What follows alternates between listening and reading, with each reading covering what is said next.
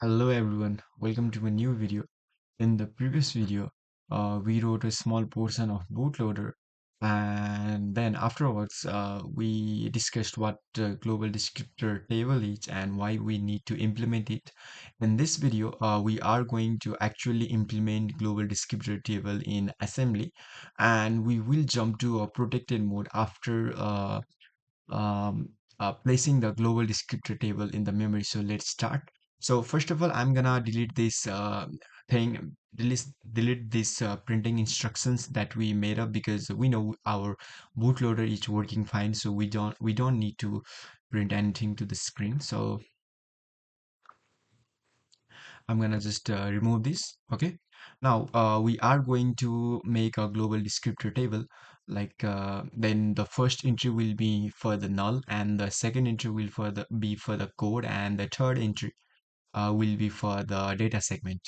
And then we will make a pointer which points to the global descriptor table, and we will start it a new label and then push that uh, pointer to the memory using uh, lgdt instruction. Okay, that's the plan. So let's start it. So global descriptor table start, and uh, first entry will be always be for null, and we need to define a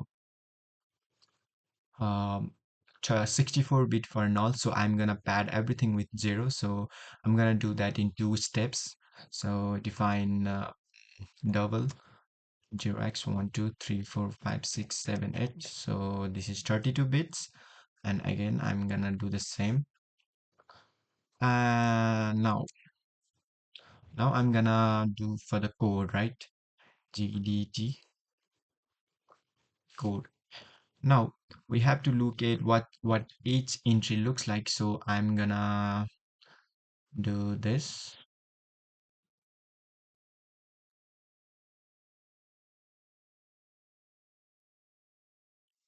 So the first 16-bit will be limit, and we know that for the limit we have to take the maximum value that it can take. So I'm gonna set everything to 1, that is hexadecimal f. So define word 0x 1 2 3 4, and this is the limit. And now again word, but for the base 0x uh 1 2 3 4. So this is for the base, and after that we have a byte, but it is also byte, but it is a base. So 0x 0 0, and base has been completed again, this. And now we are talking about the define byte, and we are talking about access byte, right? So let's see what the access byte is. The first byte should be a present bit. So we add, so this entry will be in the memory. So it will be 1 for the present, and we want to give the highest privilege level to this code segment. So we are going to write a 0 0, and descriptor for the descriptor type bit. If clear, the descriptor defines a system segment, and if 1, it defines a code or its data segment. We want that, so 1 for that. And now we are talking about executable bit. If it is clear, then it is a data segment. We are talking about code segment, so it will be 1. And for the directional, we are talking about code. So we want it to be clear because we want it to be executed from the ring set in the DPL. So we want it to be 0, and this is code, and we want it to be readable. So we want to set it as 1, and it has not been accessed yet, so we want it to be 0. So I'm going to remove this space and say the assembler that this is in a binary form. Okay, now that we have access byte, the next thing is the limit and the flags in 1 byte. So I'm gonna define byte, and the least significant things should be limit. So it should be uh, 1111, So it is limit and the flags. For the flags, let's see what we have got for the flags. Is the mouse. Okay. Uh, for the flags, the first bit is reserved, so it I will set it 0, and we are talking about 32-bit, not a 64-bit, not a long mode. So I'm gonna set it as 0 and define. And for the DB, we want it to have 32-bit. It define a 32-bit protected mode, so it should be 1. And we also want the limit to be uh, have a granularity on. That means we want limit to be in 4 kilobytes. So this is all we need to do. That is this is flags plus limits, right? And at last we have the base. And for the base, I'm gonna define byte, and it should be base is 00. And this will be same for the data segment as well. So I'm gonna just copy it. And if you go through one by one, just like I did, you will only find a difference in the access byte, and the difference that you will find is there here. It will be a 0. I hope you guys go one by one because I'm not going again in the data. I'm gonna write it data. The only difference is because it is not a, we are setting it as we are clearing a executable bit, like we are saying it is a data, not a code segment. That is the only difference. Okay.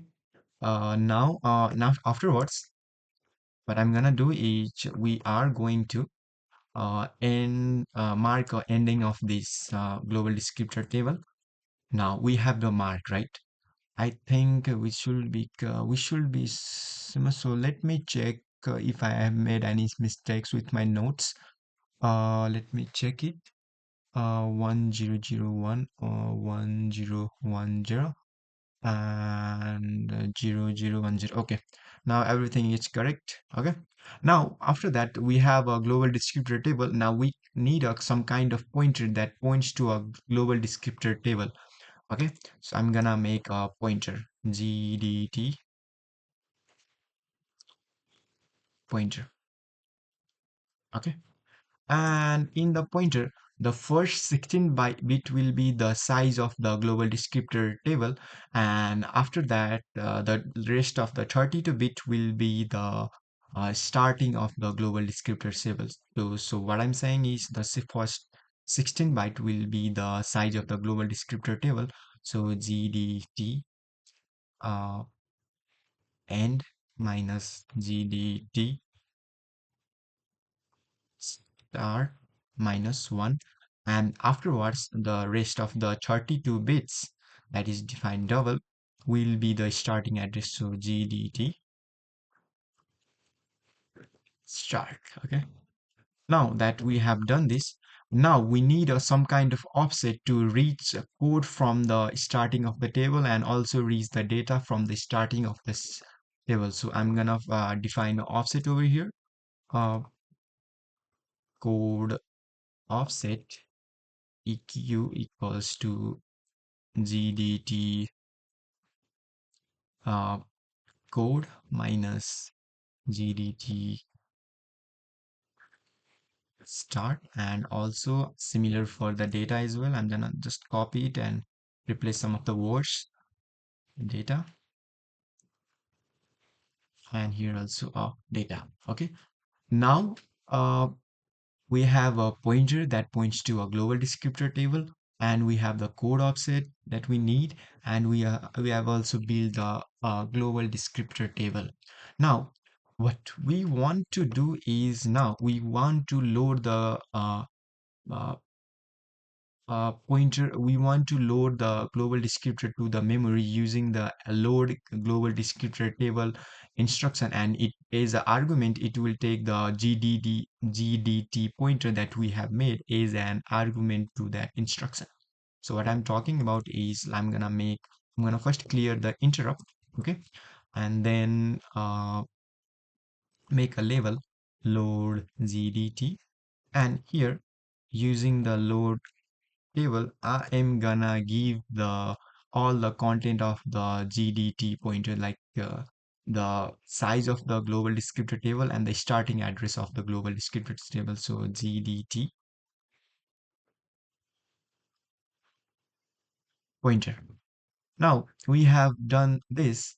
The next thing that we have to do is, first of all, we have to enable the bit 1 in the A20 line, because if we don't do that, we won't be able to access any higher memory other than 1 MB. So for that, we need to do that.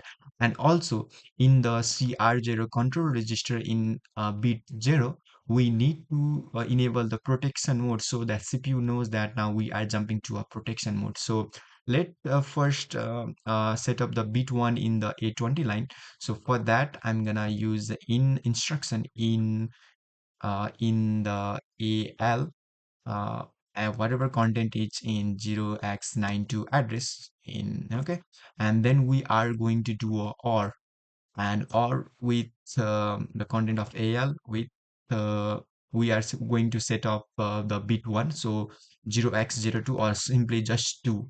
So in 2 the representation is 0010, so it will do exclusive or with this binary format. That means it will set up the bit number bit 1.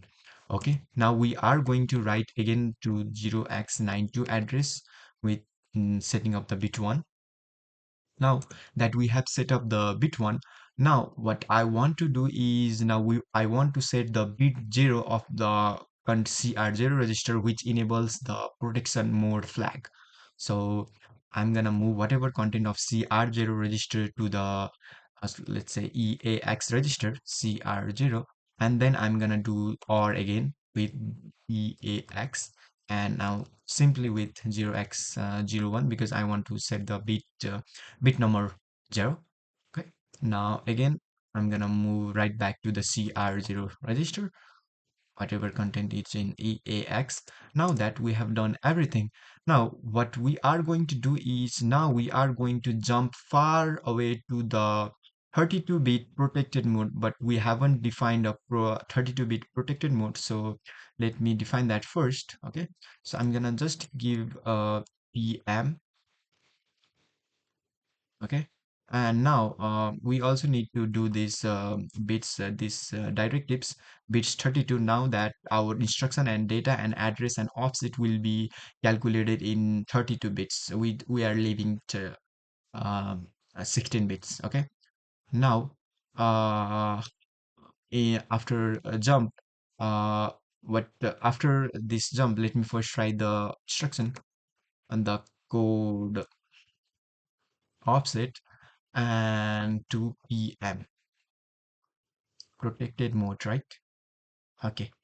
Now, what happens after this is the code segment register. Okay, the code segment register is filled with the code offset, and then we jump to the protected mode, that is like 32 bit mode. Now we are in protected mode, but one thing to notice is that in the global descriptor table, while explaining global descriptor table, what I said was the segment register that we used is used as an pointer to the index of the global descriptor table entries, right?